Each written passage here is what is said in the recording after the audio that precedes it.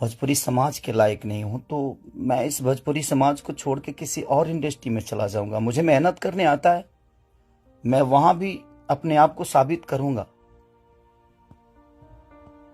जब वो ये सब देखेगी तो कैसे उससे आंख मिलाऊंगा, ये चीजें थोड़ी सी तकलीफ दे रही है मुझे। एक पिता होने के नाते ये तकलीफ हो रहा है मुझे कि उसके सामने मैं कैसे जाऊंगा कि उसके पिता की वजह से उसको बेइज्जत किया जा रहा है और उसी के भाषा के लोग कर रहे हैं, जिस भाषा की वो बेटी है। मैं फोन तक नहीं कर पा रहा हूं उसको, सिर्फ इसीलिए कि बात करने का मन नहीं कर रहा है उससे। क्या बात करूं मैं उससे, या जो मेरे वजह से बेइज्जत हो रही है। सॉरी, मुझे काम करने दो। अगर आप लोगों को लगता है कि मैं भोजपुरी भाषा के लिए कुछ नहीं किया है और मैं नहीं कर पाऊंगा, तो आप पूरी जनता से मैं रिक्वेस्ट करता हूं कि आप लोग बताओ कि मैं क्या आपका मनोरंजन ठीक से नहीं करा पाता या मैं आपके मनोरंजन में कोई कमी करता हूं। भोजपुरी भाषा के लिए, अच्छी फिल्मों के लिए दिनों रात, चाहे अपने बॉडी के लिए हो या जग के हो या रो के हो, गा के हो, धूप हो या जाड़ हो या सर्दी हो या कुछ भी हो, मैं बीमार भी रहता हूं तो काम करता हूं। आप लोग पूरे इंडस्ट्री में पूछ सकते हैं मेरे काम करने की क्षमता को।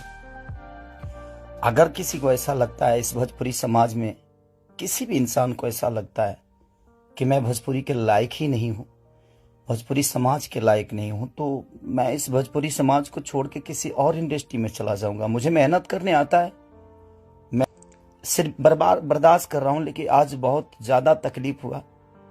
बट कोई नहीं, अगर मैं जनता, इसीलिए जनता से कुछ भी तकलीफ होता है तो आप सभी मेरे गार्जियन हैं, आप ही सब मेरे भगवान हैं, क्योंकि आपने ही मुझे बनाया है। तो मैं किससे बोलूं, किससे कहने जाऊं। बट कोई नहीं, अगर आप लोग को लगता है कि मैं भोजपुरी का लायक नहीं हूं तो, लेकिन मैं सबसे रिक्वेस्ट करता हूं, प्लीज मुझे जितना आपको बोलना है, कहना है, कहिए प्लीज। मेरे पास एक फैमिली है जिनका कोई दोष नहीं मेरे बड़ा होने में। सिर्फ उन्होंने त्याग दिया है मुझे, उन्होंने सिर्फ मुझे त्याग कर सिर्फ आपके खुशी के लिए छोड़ा है। अपनी खुशी को ना, वो छठ, मेरी वाइफ कभी छठ भी मनाती है तो उसके साथ नहीं रह पाता। अपने बच्चों के बर्थडे पे कभी कभी आ जाता हूं, सिर्फ इसलिए क्योंकि मैं आपका मनोरंजन कराता हूं। मैं आपके मनोरंजन के लिए सोचता हूं हर वक्त। उसमें अगर मैं गुनहगार हूं तो आपको लगता है तो आप लोग बिल्कुल बोलिए मुझसे कि तू इस लायक नहीं है। मैं किसी भी इंडस्ट्री में जाऊंगा तो अपने आप को कुछ तो बना ही लूंगा, क्योंकि मुझे मेहनत करने आता है। आज नहीं तो कल भगवान जगह मुझे दे ही देगी।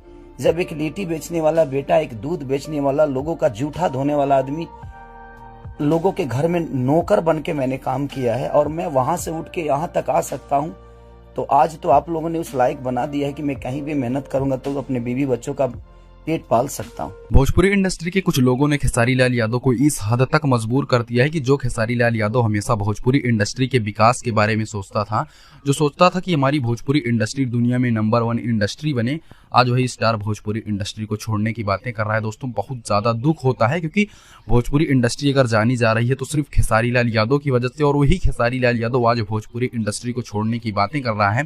खेसारी लाल यादव बोल रहे हैं कि मैं भोजपुरी इंडस्ट्री को छोड़कर हमेशा हमेशा के लिए चला जाऊंगा, मैं किसी और इंडस्ट्री के अंदर जाकर काम कर लूंगा, लेकिन भोजपुरी इंडस्ट्री को छोड़ने वाला हूं।